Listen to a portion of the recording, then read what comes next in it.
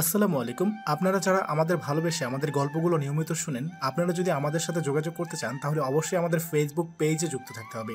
আমাদের ফেসবুক পেজের নাম হৃদয়ের কথা, যেটি পেয়ে যাবেন আমাদের ভিডিও ডিসক্রিপশন বক্সে। এছাড়াও আমরা বিভিন্ন সময় নতুন নতুন গল্পগুলো ফেসবুক পেজে আগে আপলোড করে থাকি, তাই এখনই ভিডিও ডিসক্রিপশন থেকে দ্রুত ফেসবুক পেজটিতে লাইক দিয়ে দিন।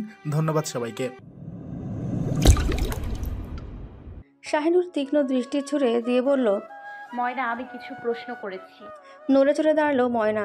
কিঞ্চিত সংকুচিত হয়ে গেল সে। বলল, শাহিনুর সন্দেহ মিশ্রিত কণ্ঠে বলল, চলো যাই। দুজনই রান্নাঘরের উদ্দেশ্যে পা বাড়ালো। যেতে যেতে শাহিনুর আবার প্রশ্ন করলো, কতদিন এবারই কাজ করছো? হাঁটা পা থেমে গেল শাহিনুরের। আরেক পলক ময়নাকে দেখে নিল সে। ময়না কেমন চোরা চোখে আশেপাশে তাকালো। শাহিনুর আবার হাঁটতে শুরু করলো। ময়নাও এগিয়ে চলল। রান্নাঘরে যাওয়ার পর থেকে বৈঠকখানা স্পষ্ট দেখা যায়। ময়না আগে শাহিনুরের পিছে হেঁটে যাচ্ছিল। আকস্মাৎ শাহিনুরের দৃষ্টি পড়ল বৈঠকখানার দিকে। পলাশ আর রঙ্গন একসঙ্গে বসে চা পান করছে। অত্যন্ত গম্ভীর ভণিতায় পলাশ কিছু বলছে, আর রঙ্গন মাথা নেড়ে নেড়ে সবটা শুনছে। এই দৃশ্য দেখে বক্ষস্থল কেঁপে উঠল শাহিনুরের। চরণদ্বয় আচমকায় থামিয়ে দিয়ে ওষ্ঠ কাঁপিয়ে নিচু কণ্ঠে বলল, বাসিওয়ালা। ঠিক সেই মুহূর্তেই পেছন থেকে ডেকে উঠল প্রণয়। বলল, নূর দাঁড়াও। বৈঠকখানা থেকে পলাশ রঙ্গ দুজনেই ঘাড় বাঁকিয়ে তাকালো। শাহিনুরের সঙ্গে চোখাচোখি হয়ে গেল রঙ্গনের। পলাশ শাহিনুরের পা থেকে মাথা অবধি কামুক দৃষ্টি বোলালো। শেষ দৃষ্টি ঠাঁই রাখলো শাহিনুরের গণ্ডস্থলে। একমাত্র এই একটি জায়গায় সে কাপড়বিহীন স্বস্তি নিয়ে দেখতে পারল। বিড়বিড় করে বলল, সারা রাত মস্তি করে এখন ঢাইকা ঢুইকা বাইর হয়েছে বাইজির বাচ্চা। প্রণয় এসে পলাশের দৃষ্টিকে বাধা দিয়ে দাঁড়ালো। পলাশের চোয়াল শক্ত হয়ে গেল। এক হাত শক্ত মুঠ করে চায়ের কাপটি ঠাস করে টেবিলে রাখলো। কিছু দেখতে না পেলেও শুনতে পেল সে, কিন্তু রঙ্গন সবটা স্পষ্ট দেখতেও পেল, শুনতেও পেল। প্রণয় বলল, তোমার হাত দুটো দেখি। শাহিনুর রঙ্গনের দিকে তাকিয়ে হাত দুটো বাড়িয়ে দিল। নাকে বেশ বড়সড় একটি নাকফুল রয়েছে শাহিনুরের। প্রণয় সেদিকে এক পলক তাকিয়ে দুটো বালা সযত্নে ওর কোমল হস্তে পরিয়ে দিল। তারপর ওর দিকে তাকিয়ে মৃদুস্বরে বলে উঠল, বিয়ের পর এগুলো সবসময় পড়তে হয়। বাঙালি নারীরা সর্বক্ষণ এগুলো পরে থাকে স্বামীর জন্য। তুমি বিবাহিত, তুমি আমার বউ, তার সিল স্বরূপ আপাতত এই গহনা রইল। একদিন জীবন্ত সিলমোহর দেব ইনশাআল্লাহ। রঙ্গন স্থির হয়ে বসে থাকতে পারল না। চায়ের কাপটি সামনের টেবিলে রেখে উঠে দাঁড়ালো। পলাশ নিজেকে নিয়ন্ত্রণ করতে না পেরে একটি অঘটন ঘটিয়ে ফেলল। প্রচণ্ড ক্রুদ্ধ হয়ে টেবিলে থাকা সমস্ত কিছু আছড়ে ফেলল।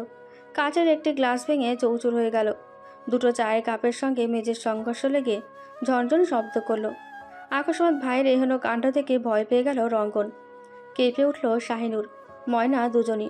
ঘাড় ঘুরিয়ে বৈঠকখানায় দৃষ্টি নিক্ষেপ করল প্রণয়। পলাশ এবং রঙ্গনকে দেখে শাহিনুরের একটি হাত প্রচণ্ড শক্ত করে চেপে ধরল। পলাশ এক মুহূর্তের জন্য সেখানে আর স্থির থাকতে পারল না। তীব্র ক্ষোভের সঙ্গে ত্যাগ করল বৈঠকখানা। হতভম্বে নায় দাঁড়িয়ে রইল রঙ্গন। প্রণয় এক পলক শাহিনুরের দিকে তাকিয়ে ময়নাকে উদ্দেশ্য করে বলল, ওকে নিয়ে যান। চেতনা ফিরে পেল শাহিনুর। রঙ্গনের থেকে দৃষ্টি সরিয়ে প্রণয়ের দিকে অবাক চোখে তাকালো। চোয়াল শক্ত করে দৃঢ়চিত্তে প্রণয় বলল, যাও। প্রণয়ের দৃষ্টি থেকে নিজের দৃষ্টি সরিয়ে ময়নার সঙ্গে ধীর পায়ে চলে গেল শাহিনুর। ফোঁস করে ছোট্ট একটি নিঃশ্বাস ছাড়ল। জোরপূর্বক হাসার চেষ্টা করলো রঙ্গন। প্রণয় সূক্ষ্ম দৃষ্টিতে দেখল রঙ্গনকে।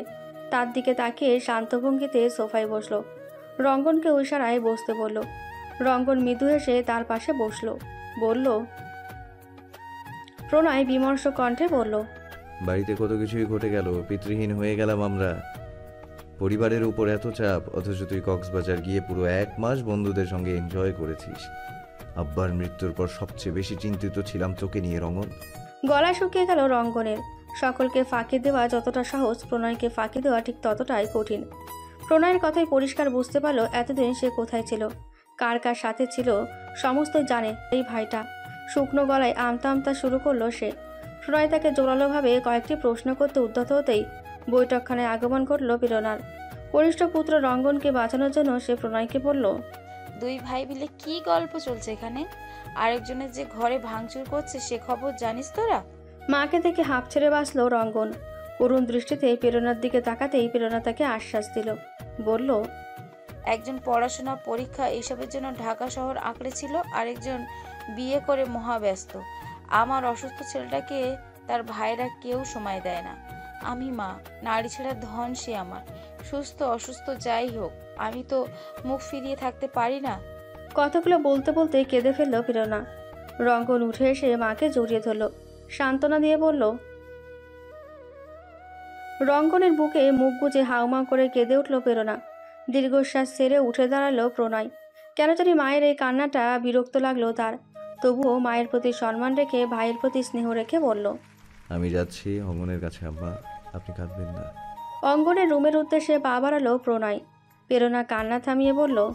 প্রণয়, আমার সব ছেলেদের চেয়ে তোমার প্রতি বেশি আস্থা ছিল আমার। সেই তুমি আমাকে এভাবে আঘাত করলে। থেমে গেল প্রণয়, বিস্ময় দৃষ্টিতে তাকিয়ে বলল। আপনি ভুল বুঝছেন আম্মা। রঙ্গনের থেকে নিজেকে সরিয়ে প্রণয়ের দিকে এগিয়ে গেল প্রেরণা। প্রণয়ের দৃষ্টি মায়ের পানে স্থির। প্রেরণা জমিদার গিন্নির স্বরূপ কাঠিন্য সুরে বলল। কি করেছে, কি হয়েছে সেসব বলে আর লাভ নেই। মনে রেখো, আমার 5 জন সন্তানকেও আমি সমান ভালোবাসি। তোমাদের 4 ভাইয়ের ছোট আমার রঙ্গন। ছোটদের ভুলগুলোকে গুরুত্ব দিতে নেই। তোমাদের আব্বা আজ দুনিয়াতে নেই, তার চোখের মনি ছিল রঙ্গন। তিনি চলে গেছেন বলে আমার রঙ্গনের প্রতি কোনো অবহেলা সহ্য করব না। অঙ্গন কখনো সুস্থ হবে কিনা জানি না, অঙ্গনে দায়িত্ব পালনের কোনো ত্রুটি থাকবে না জানি, তাই ওর বিষয়ে কিছু বলার প্রয়োজন নেই। আমি চাই তোমাদের বাবার মতোই তোমাদের 3 ভাইয়ের চোখের মনি হয়ে থাক রঙ্গন। অহেতুক চিন্তা করে এসব বলার প্রয়োজন নেই আম্মা। তীক্ষ্ণ কণ্ঠে প্রণয়ের বলা বাক্যটি শেষ হতেই প্রেরণা অদ্ভুত এক ঘটনা ঘটিয়ে ফেল। প্রণয়ের একটি হাত জোরপূর্বক নিজের মাথায় চেপে ধরে বলল। তোকে আমার কসম রইল প্রণয়, জীবনে কোনো পর্যায়ে কোনো পরিস্থিতিতে এই রঙ্গনকে একলা ছাড়বি না। সব সময় সব পরিস্থিতিতে ওর পাশে থাকবি, সব বিপদ থেকে রক্ষা করবি। জীবনের শেষ নিঃশ্বাস অবধি যে কোনো বিপদে ওর ঢাল হয়ে পাশে দাঁড়াবি। বিস্ময় কিং কর্তব্য বিমূঢ় হয়ে দাঁড়িয়ে রইল প্রণয়। হঠাৎ প্রেরণার এসব কথার কোনো অর্থ খুঁজে পেল না সে।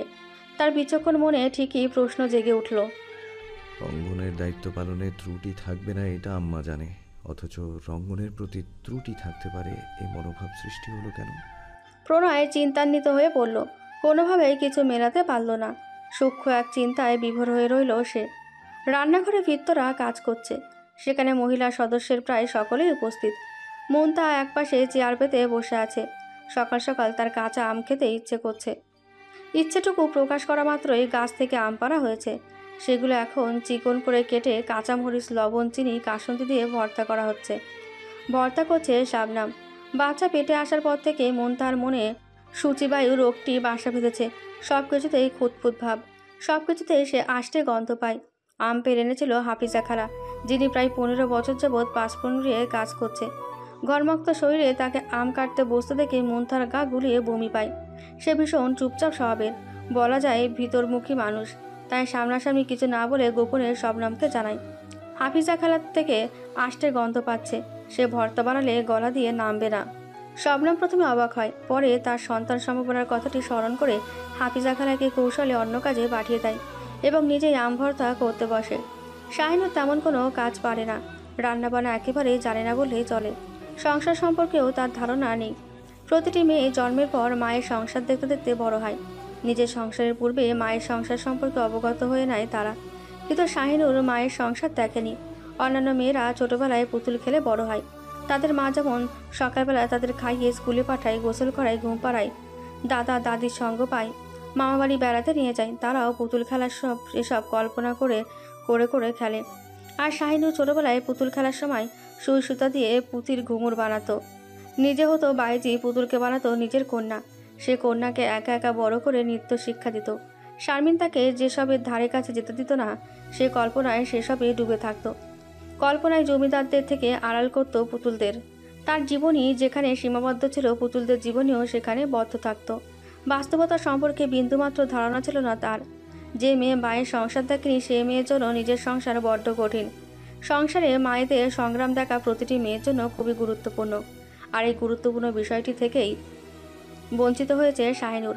রান্নাবান্নার ব্যাপারে বড্ড আনাড়ি সে। বুঝতে পেরে অরুণা তাকে আদেশ দিয়েছে, রোজ যখন রান্না করা হবে পুরোটা সময় সে যেন উপস্থিত থাকে। জমিদার বাড়ির বউ হওয়া অত সোজা নয়। তাছাড়া প্রণয় এই বাড়িতে দীর্ঘদিন থাকবে না। স্বামীর সঙ্গে যখন একা সংসার করবে, তখন স্বামীকে রেঁধে বেড়ে খাওয়াতে হবে। একা সংসার গোছানোর পূর্বে সব কিছু শিখে পড়ে নিতে হবে শাহিনুরকে। অরুণার মুখে এসব শুনে চমকে ওঠে শাহিনুর। প্রণয়ের সঙ্গে একা একা থাকতে হবে তাকে, এ বাড়ি ছেড়ে চলে যেতে হবে। যদি তাই হয় সে তো লক্ষ্যভ্রষ্ট হবে। রান্নাঘরে ছিল শাহিনুর, ছিল মুনতাহা, শবনম দুজনই। অরুণা পেল না ভোজন কক্ষে। ভৃত্যরা একে একে খাবার নিয়ে যাচ্ছে। পল্লব, পলাশ, প্রণয়, রঙ্গন 4 ভাই একসঙ্গে খেতে বসেছে। এমন সময় ময়না এসে খবর দিল আকাশের অবস্থা ভীষণ খারাপ। মেঘ গুড়গুড় করছে, ভারী বর্ষণের সম্ভাবনা বেশি। পেল না হাফিজাকে ছাদে যেতে বলল। অঙ্গনের কিছু জামাকাপড় শুকাতে দিয়েছিল সে, তাই। অরুণা ময়নাকে বলল, তুই রান্নাঘরে বউদের বলে আয়, আবহাওয়া সুবিধার না। ময়না অপেক্ষা করলো না, ছুটে গিয়ে সবাইকে জানালো। কাউকে তেমন চিন্তিত দেখালো না, শুধু শাহিনুর নিঃশব্দে মৃদু পায়ে দ্বারের কাছে এলো। শবনমকে বলল, বড় ভাবি আমি একটু পর আসছি। সঙ্গে সঙ্গে ময়না বলল। শাহিনুর শান্ত দৃষ্টিতে তাকালো ময়নার দিকে। শবনম বলল, নূর, ওকে বলে দাও বড় আম্মা এসে না দেখলে আবার দু কথা হতে পারে। নির্লিপ্ত দৃষ্টিতে এক পলক শবনমকে দেখে নিয়ে ময়নার চোখে চোখ রাখলো শাহিনুর। নম্র গলায় বলল, বারান্দায় আমার কিছু কাপড় রয়েছে, উঠিয়ে বিছানায় রেখো, আমি পরে গুছিয়ে রাখবো। ময়না দেরি করলো না, চঞ্চল পায়ে ছুটে গেল প্রণয়ের কক্ষে। ময়না চলে যাওয়ার পরপরই জেবা এলো, বরাবরের মতোই সেজে গুজে কোমর হেলিয়ে দুলিয়ে। বিনুনি নাচাতে নাচাতে রান্নাঘরে প্রবেশ করলো সে। মুনতাহাকে আম খেতে দেখে জিভে জল চলে এলো তার। কোনো কিছু না ভেবে চটপট আমের বাটিতে হাত দিতে গেল। শবনম দ্রুত তাকে থামিয়ে দিল, হাত ধরে বলল, খালি পেটে টক খেতে নেই, কিছুক্ষণ পর সকলের সাথে সকালের খাবার খেয়ে তারপর খাবে। তোমার জন্য আলাদা করে রেখে দিয়েছি। খুশিতে গদগদ হয়ে শবনমকে জড়িয়ে ধরল জেবা। বলল, শবনম আর জেবাকে এভাবে দেখে নিষ্পলক দৃষ্টিতে তাকিয়ে রইল শাহিনুর। এ বাড়িতে প্রবেশ করার পর এই একটি দৃশ্য যা দেখে তার মনটা খুশি হলো, শান্তি পেল। সতীন মানে কি বেশ ভালো করেই বুঝেছে। এটা বুঝেছে অবশ্য তার আম্মার থেকেই। সে যে তার বাবার জীবনে অন্য একজন নারীকে জুড়ে দিয়ে সংসার ত্যাগ করেছিল, তার আম্মা সতীনের সংসার করতে স্বামীকে অন্য নারীর সঙ্গে ভাগ করে নিতে বুকে লেগেছিল, তার মানেও লেগেছিল। সবটাই শুনেছে, বুঝেছে সতীন কথাটির অর্থ। জেবার প্রতি তেমন শ্রদ্ধা অনুভব করলো না, তবে শবনমের প্রতি শ্রদ্ধার অন্তর রইল না। কাজের থেকে মনোযোগ সরে গিয়ে সম্পূর্ণ মন পড়ে রইল শবনমের কাছে। শবনমকেও তো ভাগ করতে হয়েছে তার স্বামীকে, তবুও সতীনের সঙ্গে এত সুন্দর স্বাভাবিক সম্পর্ক কিভাবে হলো? এ বাড়িতে এ মানুষটাই কি তবে আলাদা ধাঁচের? সকালের খাবার সেরে সবাই যার যার মতো ব্যস্ত। দোতলার বারান্দায় বসে জেবার মাথায় বিড়ি কেটে কেটে উকুন এনে দিচ্ছে শবনম, আর মৃদু স্বরে ধমকাচ্ছে, ভিজে চুল বেঁধে রাখতে কতবার নিষেধ করব তোমার? উকুন মারার তেল আনিয়েছে ওনাকে দিয়ে, আর উনি বলে দিয়েছে মাথা থেকে উকুন না যাওয়া পর্যন্ত ওনাকে না ডাকতে। জেবা মন খারাপ করে বলল। দীর্ঘশ্বাস ছাড়ল শবনম, ক্ষীণ স্বরে বলল, বলে দেবে, এবার তেলটা দিয়ে দেই।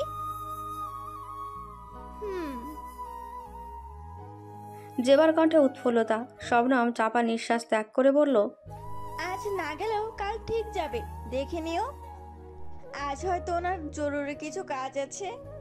তুমি তো জানো কাজের সময় ওনার মাথা ঠিক থাকে না, আর মাথা ঠান্ডা করার জন্য আমাকেই লাগে। সারা রাত জেগে চা বানানোর দায়িত্বটা তো আর নিতে পারবে না। আফসোস মিশ্রিত নিঃশ্বাস ফেলে শবনম বলল, তাহলে আজ রাতে নিশ্চিন্তে ঘুমানোর চেষ্টা করো, ওনার ব্যস্ততা কেটে গেলে ঠিক যাবে। সহজ সরল জেবাকে খুব সহজে নিয়ন্ত্রণে আনা যায়। পল্লব চৌধুরী এই মেয়েটাকে ভালোবাসে কিনা জানে না শবনম, হয়তো বাসে হয়তো না। ভালোবাসলে অবশ্য উকুনের ভয়ে টানা 9 দিন শুধু প্রথম স্ত্রীর সঙ্গে রাত কাটাতো না। পৃথিবীতে কিছু পুরুষ থাকে যারা সত্যিকারের অর্থে কাউকে কখনো ভালোই বাসেনি। শবনমের মনে হয় পল্লব সেই পুরুষদের মধ্যে একজন। পল্লব আজ পর্যন্ত তাকে কখনো ভালোবাসি বলেনি।